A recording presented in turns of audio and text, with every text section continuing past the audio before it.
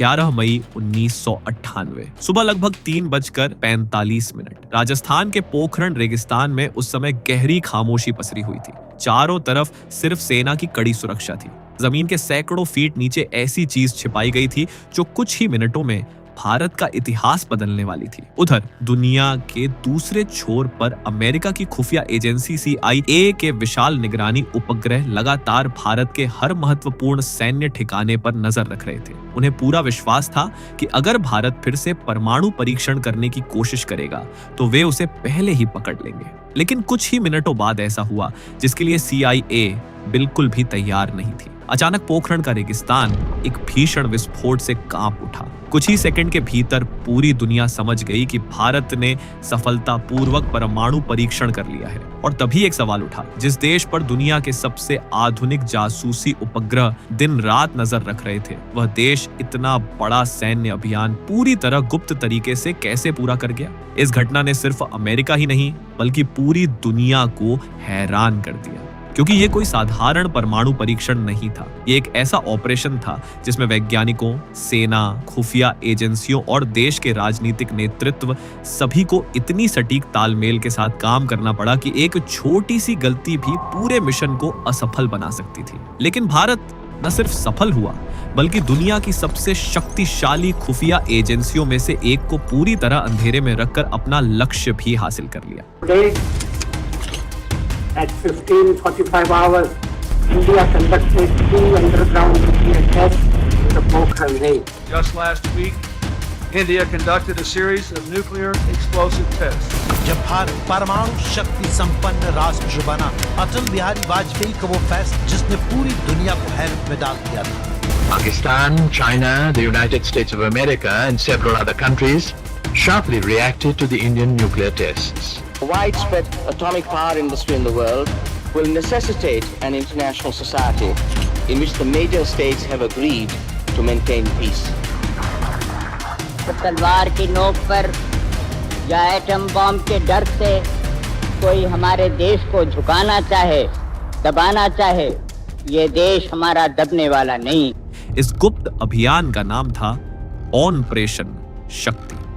लेकिन इस ऑपरेशन की शुरुआत 1998 में नहीं हुई थी। इसके पीछे लगभग 24 वर्षों की लंबी तैयारी, अंतरराष्ट्रीय प्रतिबंध, कूटनीतिक दबाव, असफल योजनाएं, गुप्त वैज्ञानिक अनुसंधान और ऐसे कई फैसले थे जिन्होंने भारत के भविष्य की दिशा ही बदल दी। आज हम जानेंगे ऑपरेशन शक्ति की योजना कैसे बनाई गई थी, भारत ने CIA के जासूसी उपग्रहों को कैसे चकमा दिया, इस मिशन में वैज्ञानिकों ने सेना की वर्दी पहनकर काम क्यों किया और कैसे सिर्फ कुछ ही मिनटों में भारत ने खुद को दुनिया की प्रमुख परमाणु शक्तियों में स्थापित कर लिया।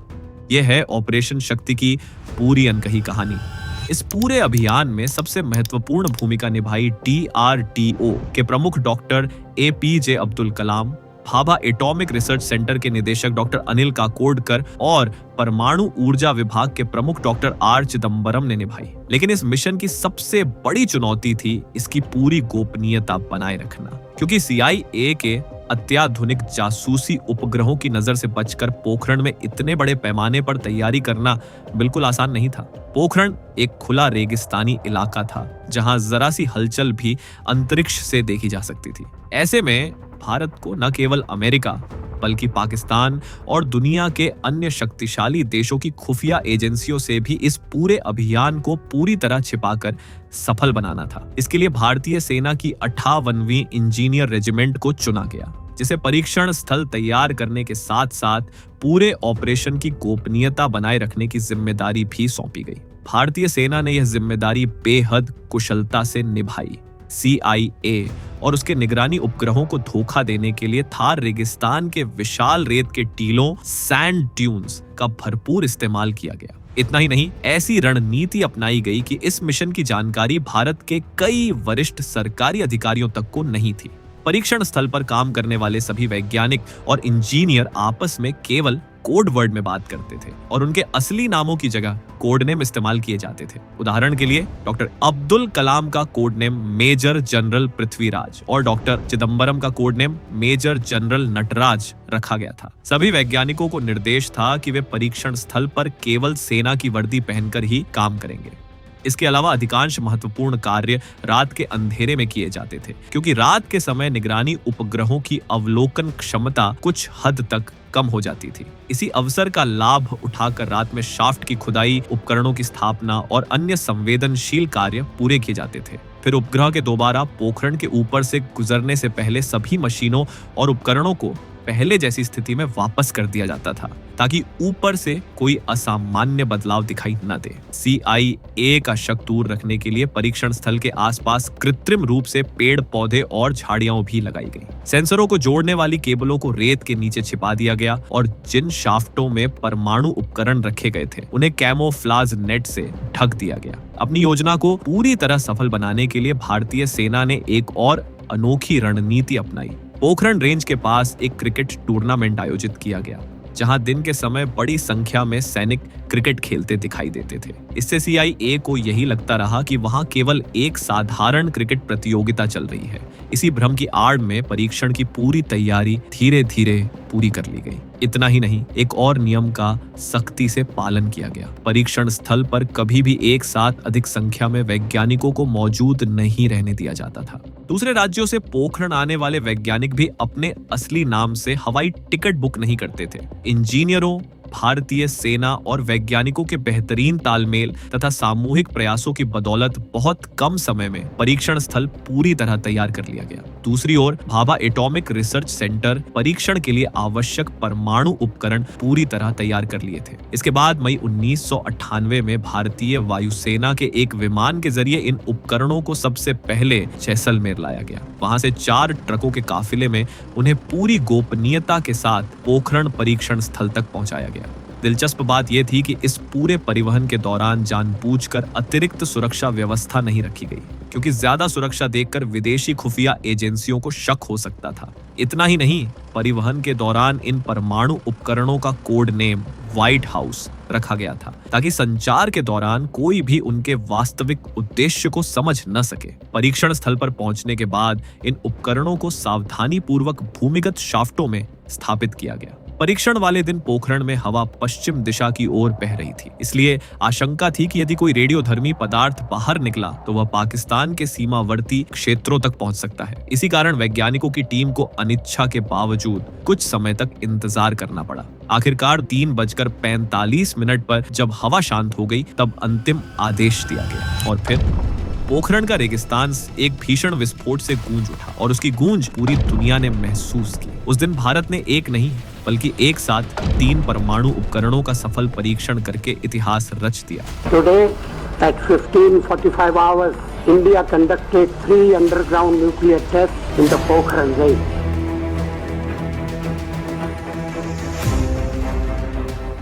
परमाणु शक्तिधर 5 देशों के बाहर भारत पहला ऐसा देश बना जिसने पूरी तरह स्वदेशी तकनीक के बल पर सफल परमाणु परीक्षण कर दुनिया को चौंका दिया। खासकर अमेरिका के लिए यह एक बहुत बड़ा झटका था। 11 मई 1998 के पहले परीक्षण के बाद 13 मई को भारत ने 2 और परमाणु परीक्षण सफलतापूर्वक किए। इसके साथ ही अंतर्राष्ट्रीय मंच पर भारत ने अपनी एक अलग और मजबूत पहचान स्थापित कर ली। उस समय प्रधानमंत्री अटल बिहारी वाजपेयी ने कहा था, हमें अपने वैज्ञानिकों और इंजीनियरों को बधाई देनी चाहिए। पोखरण में जो कुछ हुआ है वह उनकी कड़ी मेहनत और उत्कृष्ट क्षमता का परिणाम है। भारत की इस ऐतिहासिक उपलब्धि को ऑपरेशन शक्ति नाम दिया गया। पूरे देश में उत्सव का माहौल था, लेकिन पश्चिमी दुनिया के कई देशों में इसे लेकर गहरी चिंता और बेचैनी फैल गई। भारत के इस परीक्षण से नाराज देशों की सूची में सिर्फ अमेरिका, कनाडा, ब्रिटेन और फ्रांस ही नहीं थे, बल्कि जापान ने भी इसकी कड़ी आलोचना की थी। उस समय के अमेरिकी राष्ट्रपति ने एक प्रेस कॉन्फ्रेंस में कहा कि भारत का यह परमाणु परीक्षण एशिया की स्थिरता के लिए खतरा है और दुनिया भर में परमाणु परीक्षणों पर रोक लगाने की अंतरराष्ट्रीय सहमति के खिलाफ है। उन्होंने भारत से अपील की कि वह अपने परमाणु हथियार कार्यक्रम को रोक दे और दुनिया के अन्य 149 देशों की तरह परमाणु परीक्षण प्रतिबंध संधि पर हस्ताक्षर करे। संयुक्त राष्ट्र सुरक्षा परिषद ने भी कहा कि अंतरराष्ट्रीय समुदाय भारत के इस कदम को स्वीकार्य नहीं मानता। लेकिन इन तमाम आलोचनाओं के बीच प्रधानमंत्री अटल बिहारी वाजपेयी ने बेहद संतुलित और स्पष्ट तरीके से भारत का पक्ष रखा। उन्होंने संसद में घोषणा की, भारत कभी भी परमाणु हथियारों का पहला प्रयोग नहीं करेगा। यानी भारत की नीति नो फर्स्ट यूज होगी। उन्होंने यह भी कहा कि परमाणु हथियार केवल आत्मरक्षा के उद्देश्य से रखे गए हैं। यही बात डॉक्टर अब्दुल कलाम ने भी एक प्रेस कॉन्फ्रेंस में दोहराई। उन्होंने कहा, भारत ने यह हथियार केवल अपनी राष्ट्रीय सुरक्षा के लिए विकसित किया है। उन्होंने आगे याद दिलाया, अगर इतिहास उठाकर देखें तो भारत ने कभी किसी देश पर हमला करने की कोशिश नहीं की। इसके विपरीत बार बार दूसरे देशों ने ही भारत पर आक्रमण किया है। इसलिए यह हथियार केवल देश की सुरक्षा सुनिश्चित करने के लिए बनाया गया है। लेकिन भारत की इस सफाई के बावजूद संयुक्त राष्ट्र सुरक्षा परिषद और अमेरिका ने भारत पर एक के बाद एक आर्थिक प्रतिबंध लगाए। ये परमाणु परीक्षण सिर्फ अमेरिका के लिए ही नहीं, बल्कि उसकी खुफिया एजेंसी CIA के लिए भी एक बड़ी असफलता साबित हुआ। इस घटना के बाद नाराज अमेरिका ने भारत पर और कड़े अंतरराष्ट्रीय प्रतिबंध लगाने की कोशिश की। उसने आरोप लगाया कि भारत ने CTBT, NPT और NSG के सिद्धांतों का उल्लंघन किया है। लेकिन इन आरोपों को अंतरराष्ट्रीय स्तर पर साबित करना आसान नहीं था। पहला कारण यह था कि CTBT मुख्य रूप से जमीन, समुद्र और वायुमंडल में परमाणु विस्फोटों पर प्रतिबंध लगाने की बात करता है, जबकि भारत ने अपना परीक्षण जमीन के गहरे भीतर अंडरग्राउंड किया था। दूसरा, भारत ने NPT पर कभी हस्ताक्षर ही नहीं किए थे, इसलिए उस संधि के उल्लंघन का आरोप कानूनी रूप से टिक नहीं सकता था। तीसरा, अमेरिका का दावा था कि भारत ने परमाणु परीक्षण के लिए विदेशी तकनीक और सामग्री का उपयोग किया है। लेकिन जांच में यह सामने आया कि इस परीक्षण में इस्तेमाल की गई सभी तकनीक, सामग्री और संसाधन पूरी तरह स्वदेशी थे। इसलिए अमेरिका भारत के खिलाफ कोई प्रभावी कानूनी कार्रवाई नहीं कर सका। यहीं पर आज की कहानी समाप्त होती है। बहुत जल्द हम फिर लौटेंगे इतिहास के एक और रोमांचक और अनसुने अध्याय के साथ। लेकिन भारत के परमाणु शक्ति संपन्न राष्ट्र बनने की इस लंबी संघर्ष गाथा ने आपको कितना प्रेरित किया, ये हमें कमेंट करके जरूर बताइए। अगर आपको यह वीडियो पसंद आया हो तो इसे लाइक और शेयर करें, और ऐसे ही जानकारी पूर्ण वीडियो देखने के लिए हमारे चैनल को सब्सक्राइब करना न भूलें।